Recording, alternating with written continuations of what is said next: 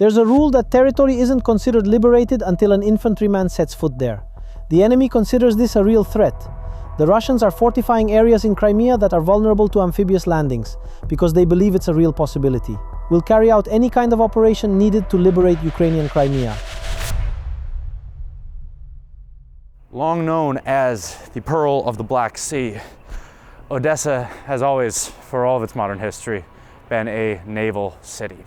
However, following Russia's 2014 annexation of Crimea, which was focused on its critical naval ports, as well as the 2022 destruction of Mariupol and the ongoing humanitarian crisis and FPV-driven siege of Kherson, as well as the current lockup of Mykolaiv on the southern Bug River, Odesa is one of a dwindling number of ports that Ukraine can rely on for trade access to the outside world. It is also the base of Ukraine's military naval forces, effectively Ukraine's Navy. Now, the tasks assigned to the Ukrainian Navy have changed radically since the start of the full-scale invasion. Ukraine has managed to effectively shut down Russia's Navy in the Black Sea, including the famous destruction of the cruiser Moskva. Today, most of the Navy are occupied with the defense of Odesa and the surrounding ports. Keeping these things open is critical to Ukraine's survival. We sat down here in Odesa, right on the coast, with Dmytro Pletenchuk, the spokesman for the Ukrainian Navy, to discuss the situation today, how they are keeping Odesa safe, how they are keeping the trade routes open through a green corridor, and how President Volodymyr Zelensky has offered his help in making a similar corridor in the Straits of Hormuz to keep oil flowing to the rest of the world. How has naval work changed? How have the Navy's tasks changed over the last 4+ years? The Navy has changed a lot. We have a development concept and we're sticking to it. Building Ukrainian ships, putting them into service. It's all going according to plan, strange as it may sound. Because designing, building a ship and training a crew always takes years. Despite drones, the main tasks will still fall onto large ships for a long time. Because there are many missions that can only be carried out with the use of ships. But for that you have to do your homework, like in school. Train the crews, build the ships, and we're doing that. At the same time, we had to adapt to the realities of war. That's why the Navy now has a Marine Corps. It's a huge structure that grew from 2 brigades into a full corps. So now there are many brigades carrying out missions. We also created a river flotilla because our maritime security strategy, which for the first time ever was finally approved in Ukraine last year, states that our area of interest is inland waters, the sea, and the world's oceans. And for that, you need a navy. There's naval aviation, which was the first in Ukraine to get foreign helicopters, and has already mastered them. This is also the formation of a naval drone brigade. That is a unit which is made up entirely of drones. We've also set up a mine countermeasures division, which is a top priority for us. And considering what the Russians have done to the Black Sea, we have years of work ahead of us. It's a full-scale operation that we have planned. But our kids will still be clearing mines from the sea. Why is demining ongoing? You know, I always hear this question from people who live on land. Imagine a regular minefield. It's two-dimensional. You identify where the mines are. And now, thanks to new technology, it's done pretty easily and pretty quickly. These days, you just send up drones, and thanks to the thermal imager, you can see where the mines are. The temperature difference between the ground and these objects is so obvious you can spot them. And you can start demining. The sea also has depth, a third dimension. So besides the surface, you have to deal with depth. But that's not the main thing. After every storm, mines tend to move. And this process never ends, because minefields at sea are dynamic. For example, you survey an area, a mooring spot, a pier, a fairway, and after a while you have to check it again and clear it again. So, how safe can a captain of a merchant ship feel when he's sailing through this green corridor? For that, he asks us for permission, and we guarantee that the area is free of mines. Throughout the period that our grain corridor has been operating, we haven't had any serious incidents with explosions. That is, Ukraine has unique experience in demining under combat conditions. No one else does it. As a rule, demining operations begin once hostilities have ended, because a certain level of safety is required. But we are doing it now because we have no choice.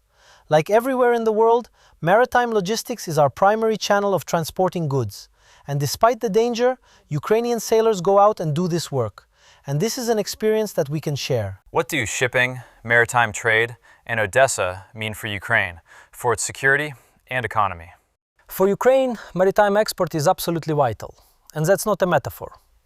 The thing is that 90% of Ukraine's exports and imports depend on our seaports. Ports and shipping are critically important for our agriculture, for exporting Ukrainian goods. When the ports were basically blockaded by the Russians at the start of the full-scale invasion, we all saw, well, the general public saw, just how important the sea is. The commander of the Navy, Vice Admiral Oleksiy Neshpapa, has said many times, the sea isn't a fence, it's a road. It has its own rules. And for us, for Ukrainians, it's crucial to do everything necessary to make sure Ukraine remains a maritime nation, not just a country by the sea. For that, we need a navy. Considering that in 2014 we lost the ports in Crimea, that's 5 big ports, and during the full-scale invasion we lost 2 big ports on the Sea of Azov, Berdyansk and Mariupol, and now 2 more ports in Mykolaiv and Kherson are blocked because they are on the Dnipro estuary, which is now a combat zone. In Mykolaiv there are about 60 ships stuck, half of them under foreign flags. Since the start of the full-scale invasion, they haven't been able to leave. Ukraine has only 3 ports left.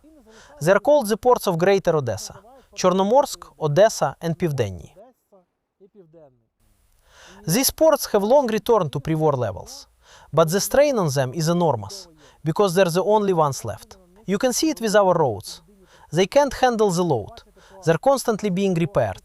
The volume of cargo moving through them is high. In 2.5 years of running the grain corridor, which we organized ourselves without third-party involvement, we've moved over 150 million tons of cargo. That's 7,500 ships coming in and out. So yes, these ports are absolutely crucial for Ukraine. In general terms, how have you been ensuring the safety of ships traveling through this green corridor?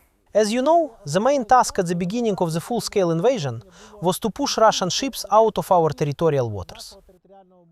We did that together with Ukraine's defense forces, not just the Navy, though we were involved.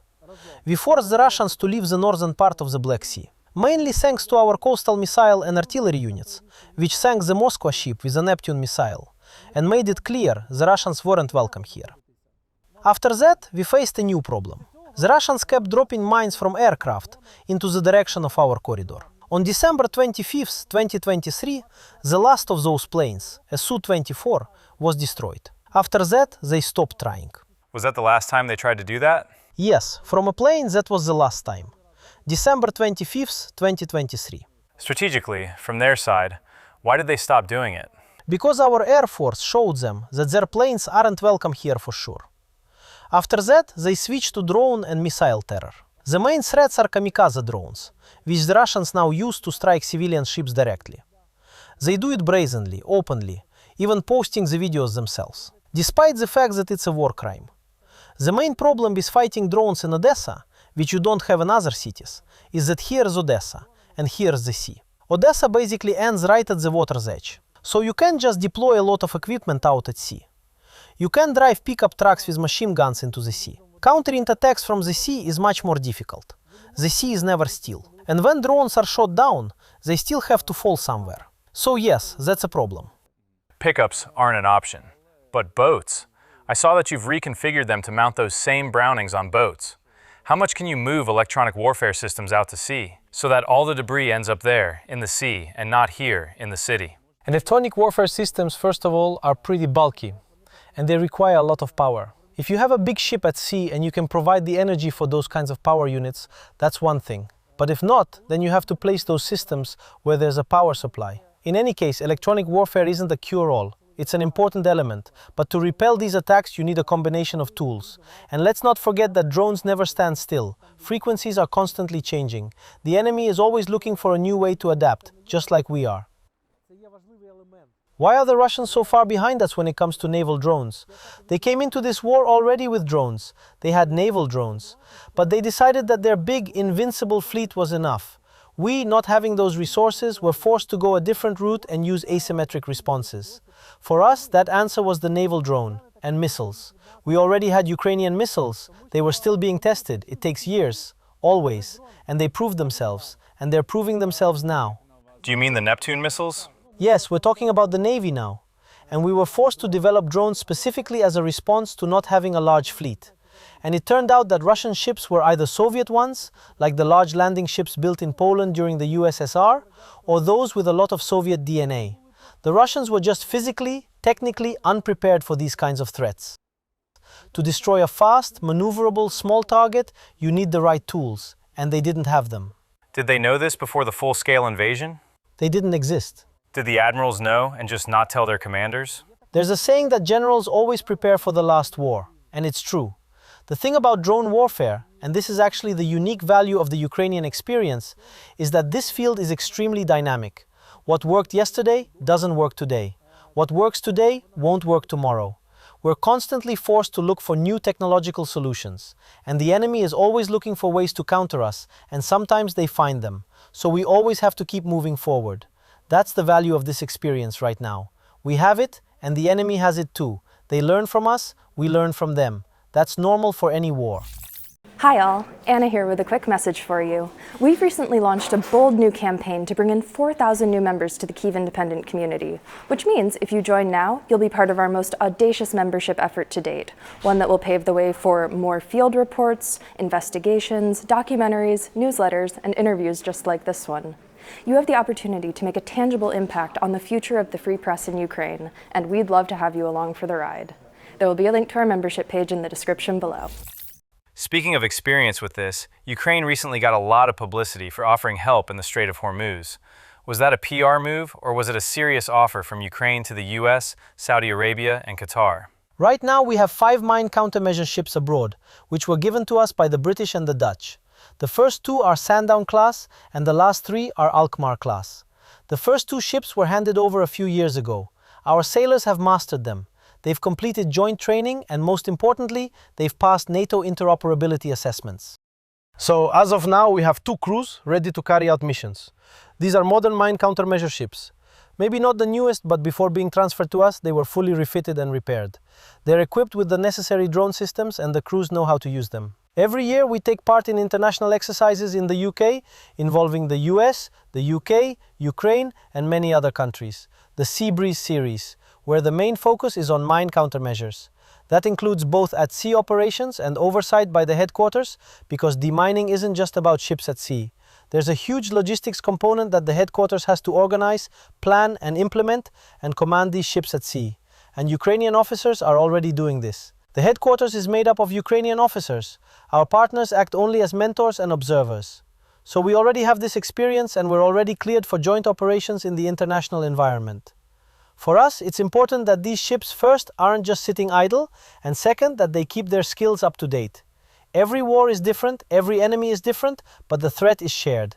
That's why we came forward with a proposal. We have these ships, which unfortunately can't return to our waters right now, mainly because of the Montreux Convention of 1936, which prohibits ships of countries at war from passing through the Turkish Straits. That's the first time I've heard of that. Russian ships, just like Ukrainian ones, can't go through the Bosphorus. That's the main reason the Russians can't bring in extra ships here. And the same goes for us. We can't return to the Black Sea right now. There's no other way to get these ships into the sea. People often ask me if it's possible to bring them in via rivers or internal waterways. No, only through the Bosphorus and Dardanelles. So right now we're basically forced to keep these ships abroad. We hope they can join, for example, the standing NATO mine countermeasure groups, or take part in other operations. In Europe, there are always 2 mine countermeasure groups operating, one in the Baltic, one in the Mediterranean. These groups are still dealing with the aftermath of World War II. In our own mine countermeasure work, we regularly find mines from both World War II and even World War I. Sometimes we find several at once, and they're dangerous. And new mines are still drifting in, right up to the shore here. How often does that happen? Are the Russians dropping them, or do they just drift over on their own? Last year we cleared about 50 mines. Some of them drift. A mine is usually anchored at a certain depth by a cable connected to an anchor on the seabed. These cables can snap during storms or just rust through in the salty, aggressive environment. When that happens, the mine floats right up to the surface and drifts toward the shore. When these mines wash up, we have a demining team, but in half the cases, they don't even make it in time. The mines just explode at the shore. It's very dangerous. At the same time, the current in the Black Sea flows counterclockwise. So from the area where the main fighting happened at the start of the full-scale invasion, the mines drift toward Romanian territorial waters, then Bulgaria, and even Turkey. Some have even ended up in the Bosphorus. So this is a shared problem for all our Black Sea partners. Do they acknowledge that? They have no choice but to deal with it. They're conducting joint mine countermeasure operations. We've developed our own operation, set up a headquarters and a plan. And we hope that at least our Black Sea neighbors, those 3 countries, or other partners will join this operation. The first phase is planned to last 5 to 8 months. More specifically, the first phase is about demining anchorages and sea communication routes. In other words, what needs to be done first. The main phase, according to the plan, will last from 3 to 5 years. That's about demining the waters themselves. And after that, there will be scheduled demining for decades. How much more complicated does the process get with these new Russian naval drones, uncrewed maritime systems, and so on? Right now, they can't lay mines. To do that, they'd have to go out to sea, and they can't do that. But in principle, could they target your minesweeping ships with their naval drones? There is a danger in this, yes, you're right. As I mentioned at the beginning, they've bet on their fleet and on aerial drones. At the same time, they're constantly showing off new developments. I can recall about 15 new drones they've advertised. But as you can see, there's no mass deployment, at least not yet. There have been some uses, even some successful ones, unfortunately. We acknowledge that. We do consider this threat real. Even though they're not out at sea, we still treat it as a real danger. Just last week, in fact, we spotted one of these drones early on as it was heading toward the Odesa coastline and destroyed it. I know that about a month ago they were advertising this new drone called Skorlupa, if I'm not mistaken. That's already about the 20th one. They're constantly advertising something new. But what's the Russians' problem? With these drones, or any drone really, or any new weapon system, it takes a long time to test and refine. When you come up with a new technological solution, you also need new tactical solutions, new tactics for using that weapon. Still, any such system needs time for testing. And during the period when they're adapting to electronic warfare, other countermeasures by our forces, the situation changes. By the time they're ready to deploy them, it turns out they need to look for new solutions again. So they're constantly in this search mode. That's why we don't see mass deployment. And as I said, you can see they're putting more emphasis on using aerial drones. How would you assess your success in the naval drone race compared to the enemy? The race between your and Russian naval drones? It's always a search for action and counteraction. We look for new ways to hit them, they look for new ways to defend. The high point was the destruction of a submarine by an underwater drone in the port of Novorossiysk by the Security Service of Ukraine. Honestly, I still don't understand how they managed it, because you can't control an underwater drone in the usual way. Underwater, the signal doesn't travel well, and it's pretty easy to detect. How they managed to secretly get it there and guide it to hit the submarine exactly where they needed to, that's a technical mystery to me. Same thing when they attacked the Crimean bridge underwater for the 3rd time, if you remember. That's also a mystery to me, because the defenses there are very strong. There are a lot of underwater structures sunk there to prevent exactly that. The Russians expect these kinds of threats, and yet it worked. Do you think we've already reached the end of the amphibious landings era?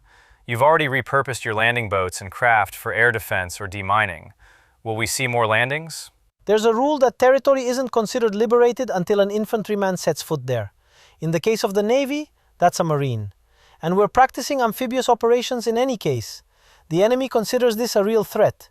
The Russians are fortifying areas in Crimea that are vulnerable to amphibious landings, because they believe it's a real possibility. But I'll repeat, amphibious operations aren't a separate type of operation. They're carried out as part of a larger military operation. And if necessary, of course, we'll carry out any kind of operation needed to liberate Ukrainian Crimea. Will you see more landings? I hope so. At the very least, I've signed up to be part of the landing if it happens. But it's very difficult. Of course, for many people, it brings to mind Omaha Beach and D-Day, because these are complex operations. Naturally, you're dealing with fortified coastlines that could be mined, with shelters, fortifications, machine gun nests, and air support. It's extremely hard to land troops there, that's clear. But we do have our own Marines. Але у нас є морська піхота. Thanks for watching. Ukraine's southern front extends well past the waterline. It remains, however, a largely underexplored area. If you would like to see more reporting like this, please consider supporting our mission by becoming a member by clicking on the link in the description below.